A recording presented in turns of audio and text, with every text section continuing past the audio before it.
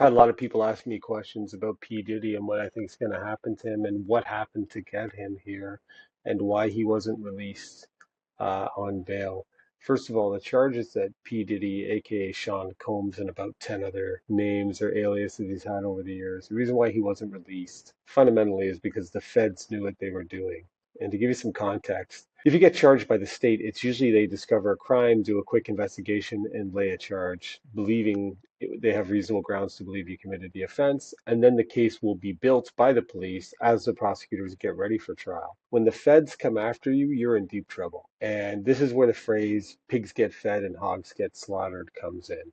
When you get too big for your britches, you snub your nose at authority and think you're above the law, you draw attention to yourself. And just because you successfully got away with crimes in the past doesn't mean that's going to be true in the future.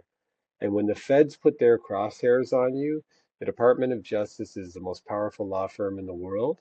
They are promoted based on wins. They don't care about fairness. They don't care about nice people. They just care about winning.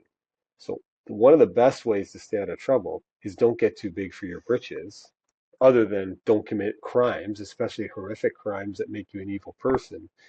But people ask me today, well, why did OJ or what other people got released? Well, that was a singular crime that guilt hadn't been proven. So you're entitled to bail. There's a presumption of innocence, and you're entitled to bail until you're found guilty.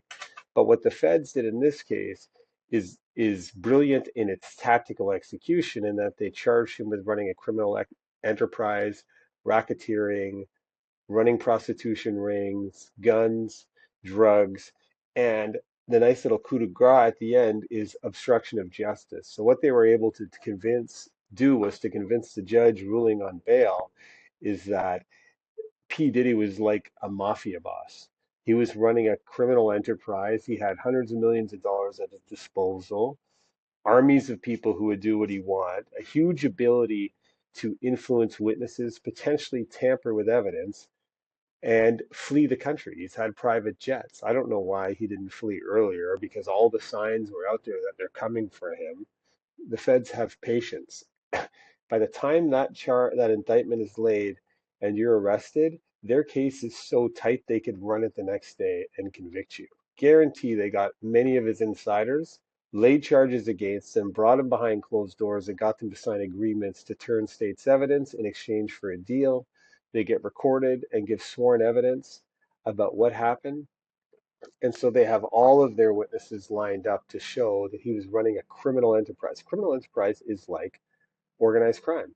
It means you have a business that is operating criminally behind the scenes. And you almost never see mafia bosses let out on charges that serious.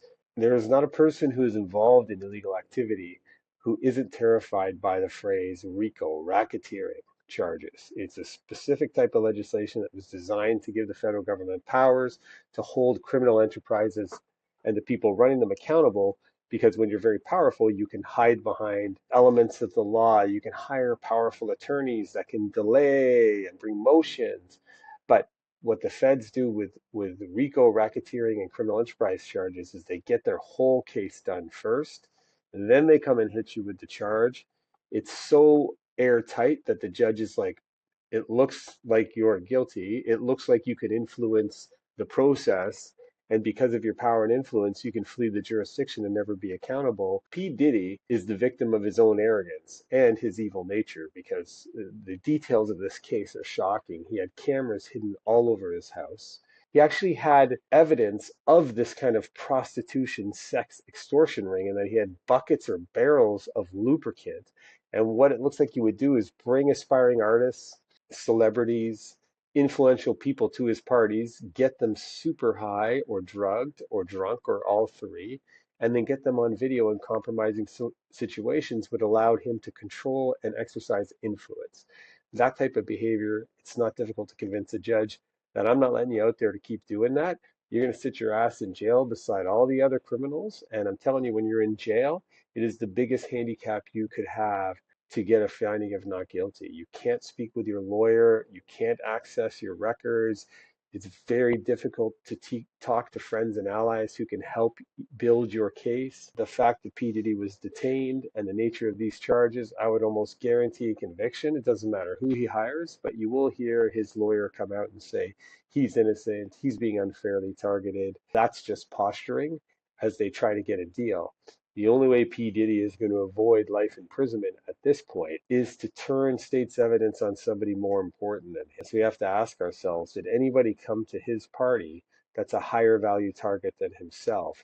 And I guarantee you there are thousands of people who have been to P. Diddy parties, got drunk, and don't remember everything that happened, that are right now saying, wait a second, do the feds have a video of me doing something I shouldn't have been doing? And there were some very powerful and influential people who went there in the music industry and from the government and Hollywood. This is potentially bigger than the Epstein scandal in the movies because there's way more evidence. He is not getting off like Epstein did for the most part. It's actually closer to Epstein in terms of the extortion, the video evidence, and the criminal enterprise that was going on, but maybe a little less sophisticated. It is going to be fascinating to see who can try to suppress the videos that are now in the possession of the feds. And these charges are horrific. He was, looks like he was an evil man, abusing women, abusing people's trust, extorting people, threatening people, running drugs with guns.